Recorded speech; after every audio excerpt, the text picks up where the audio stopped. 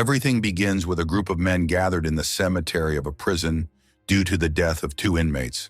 Two prisoners are burying the deceased while another, much older man, watches with nostalgia because those who died were his friends with whom he had spent the last 65 years in prison. The young prisoners are astonished upon hearing this, and then ask the old man to tell his story. It is 1932 in a club located in Harlem. A man named Ray enters the club joyfully after persuading the doorman, since he wasn't allowed to enter, to let him in. In that same club is Cloud Banks, who is celebrating with his girlfriend because he has just landed a good job. While they chat, Cloud accidentally spills his drink on his suit.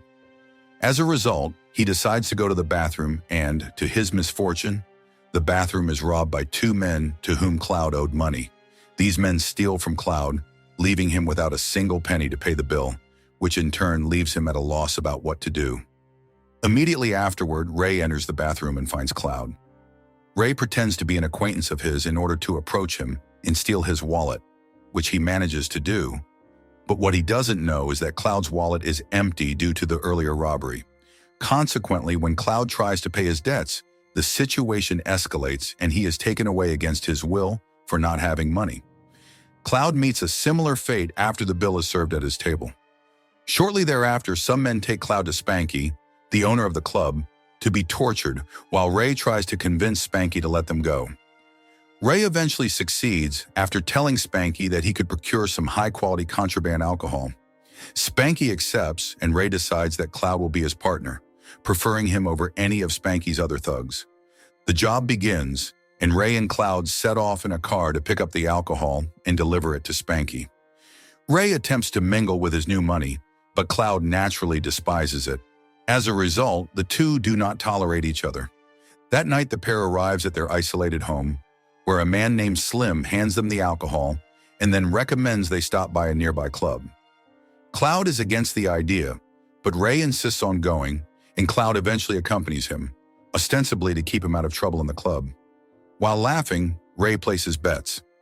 At the club, Cloud meets a woman named Sylvia, who begins to seduce him. Meanwhile, during a poker hand, Ray decides to bet his valuable silver watch because he has no money left to lose, or so he thinks, until he soon discovers that his opponent, a man named Winston Hancock, had cheated. It isn't long before karma catches up with Winston. As he leaves the club, he encounters white policemen looking to extort him, among them Sheriff Pike, who ends up beating him. Nevertheless, Winston responds with violence, which ultimately backfires on him. Returning to Ray and Cloud, they soon realize that neither of them has any money left, since Ray lost his by betting on balloons and with Sylvia. Yet Ray only cares about the watch because it was the last gift from his late father. In the end, they both decide it is better to head back to New York to complete the job. On the way back to the car, they run into Winston, who collides with Cloud and then falls dead to the ground, apparently at the hands of the policeman. Upon hearing this, they try to decide what to do, but are soon ambushed by a group of farmers who threaten them with weapons on the suspicion that Cloud and Ray killed Winston. Consequently, they end up behind bars in a cell. The two argue again about their predicament. Soon after, the sheriff arrives and reveals that not only does he blame them for Winston's murder, but he has also discovered the contraband alcohol they were carrying. They attempt to persuade the sheriff to let them go, but he is unyielding. The next day, both are sentenced to life imprisonment. They arrive at a Mississippi prison where they meet Sergeant Deala and a black man named Hopping, who is in charge of Camp 8, known as the camp for incorrigible inmates where shots are fired without warning. Days pass, and Ray and Cloud are forced to do hard labor without any right to complain. During their break, all the inmates gather and socialize with Cloud Veery, and it is revealed that they are the only ones who can read. Ray hands him a letter that one inmate had brought, and the man expresses his gratitude. They also meet another inmate who makes advances toward Cloud. Later that day, while eating, the prisoners begin to recount why they are there, each tale involving crimes more heinous than the last, from killing family members to murdering Santa Claus. In an attempt to seem tougher, Ray and Cloud start lying about the crimes they committed, but this only draws attention. Immediately afterward, one inmate tries to scare them into giving him his cornbread, but Ray refuses and attempts to intimidate him back. However, his effort fails miserably and sparks a fight. That inmate, Goldman, ends up brawling with Ray.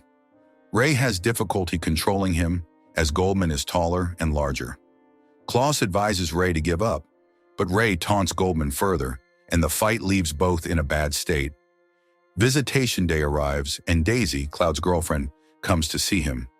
She explains that Claude's cousin is drowning for him and asks if she should do the same for Ray. Cloud refuses, blaming Ray for getting him into this mess and declaring he won't help Ray get out.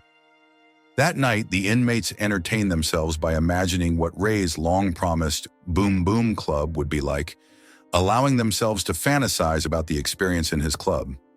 Their reverie is abruptly shattered by Hopping Buff, who breaks the illusion. Time passes and letters begin arriving for the prisoners. Among them is one for Cloud from his lawyer. Ray shows interest in the letter, but Cloud tells him to mind his own business. Later that day, Cloud seeks out Ray and tries to appear friendly. Ray immediately realizes he wants something. Cloud tells him that he's going to escape with him and then proceeds to tell him about the lawyer. He further informs Ray that his appeal has been denied and, to add insult to injury, that his cousin ended up eloping with Daisy. An angry Ray expresses his feelings, accusing Cloud of behaving like a terrible friend and stating that he has no intention of escaping with him. Cloud insists, and Ray ends up insulting him, which infuriates Cloud to the point where he strikes Ray. The two begin to fight, but are almost immediately stopped by Vaz, who throws them to the ground and wrestles with them until the brawl ends. Ray then reveals that the whole episode was part of his plan to rob Bob, which finally calms Cloud down. Around midnight, the pair escape through the forest, but are pursued by dogs and officers. In the process, Ray gets stuck in a fence, and although Cloud helps free him, a guard soon knocks them out. Their escape attempt fails, and they end up locked in a pit. Years pass. It is now 1944, 12 years since they caught Cloud. One day, the inmates are playing baseball and decide to give a young prisoner named Lento a chance. Lento turns out to be mute and mentally challenged, yet he proves to have an incredible talent as a batter. In another scene, the group is painting the boss's house, where they meet his daughter, a beautiful woman with whom Lento falls in love. One afternoon, a man from the colored leagues comes looking for Lento, who has demonstrated remarkable baseball skills, and organizes a game to test the team's abilities. However, midway through the game, Cloud notices that Lento is flirting with the boss's daughter, who is pregnant. Cloud warns him not to do that since it could get him into trouble. Lento refocuses on playing and showcases his talent.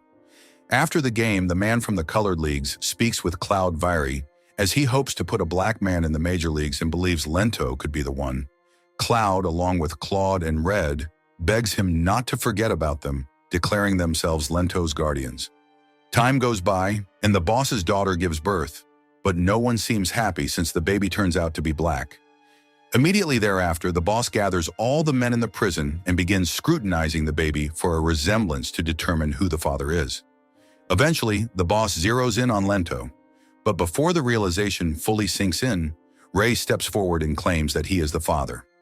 Immediately after, Cloud does the same, and gradually everyone starts asserting that they are the baby's father, mocking one another, which drives the boss away in deep frustration.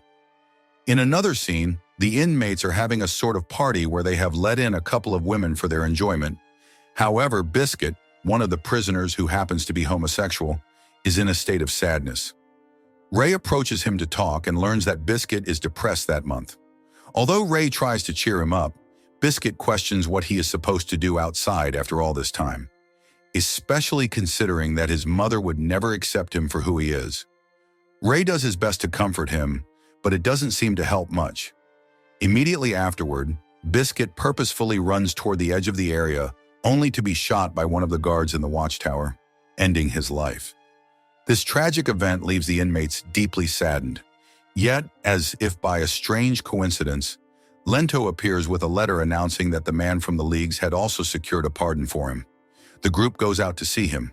Cloud and Ray confront the man from the leagues because his name isn't on the letter, but the man cares only about Lento. The inmates eventually bid the young man farewell, wishing him well. After this incident, Ray and Cloud argue, since their plans for escaping were tied up with Lento, and once again Cloud blames Ray for their predicament, claiming they will eventually die in that prison because of him. Enraged, they decide to cut ties with each other.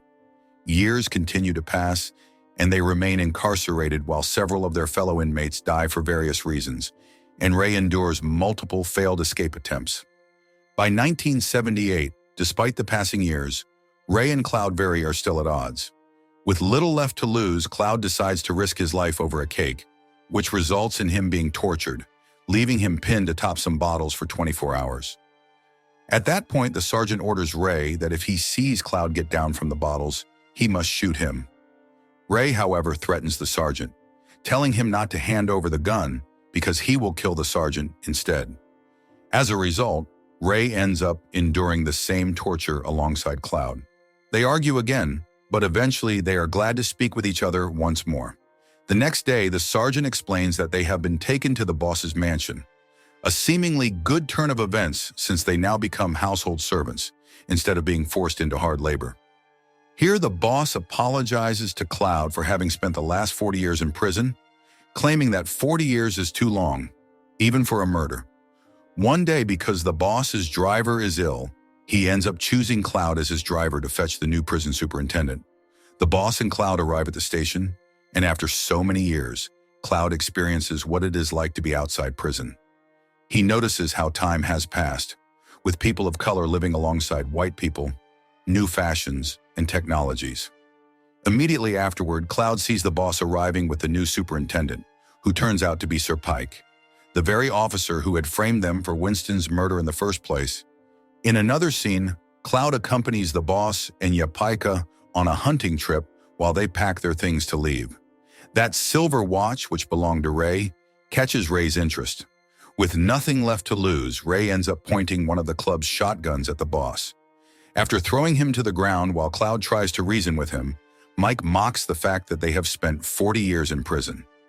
This mockery makes both of them want to kill the boss. In the ensuing chaos, Cloud tries to wrest the shotgun away from Ray. While they are distracted, the boss pulls a gun from his pants and points it at them, but then he shoots, preventing Ray from killing them. To everyone's surprise, Ray does nothing but retrieve his watch. Later that day, an officer interrogates the boss, but he lies about what happened, claiming it was merely a hunting accident. Once the officer leaves, the boss apologizes once again for having taken 40 years away from them. He then promises to grant them freedom the next day, but on that very same day he dies in his own toilet, so he is never able to deliver on that promise. Time marches on and they grow older and older. Eventually, both accept that they will never leave the prison, and Ray promises that he will sing at Cloud's funeral if Cloud dies before him. While killing time in the infirmary, Cloud tells Ray that he has finally devised a plan to escape, but Ray no longer wishes to try. That night, a fire breaks out in the facility, and after Cloud cannot be found anywhere, Ray decides to go in and save his friend. However, both end up dying in the blaze. Fast forward to 1997, it is revealed that the graves the men had dug are meant for Ray and Cloud. But the old man then reveals that Cloud's plan was to steal 2 corpses from the morgue and set the infirmary on fire in order to fake their deaths and escape in the fire trucks. The young prisoners are left in suspense, as the old man does not say whether they succeeded or not. Meanwhile, Ray and Cloud enjoy a Yankees game after so much time at New York's stadium, proving that, in the end, Cloud's great plan worked. If you want interesting movie recaps, like, share, and subscribe to follow us for more movie recaps.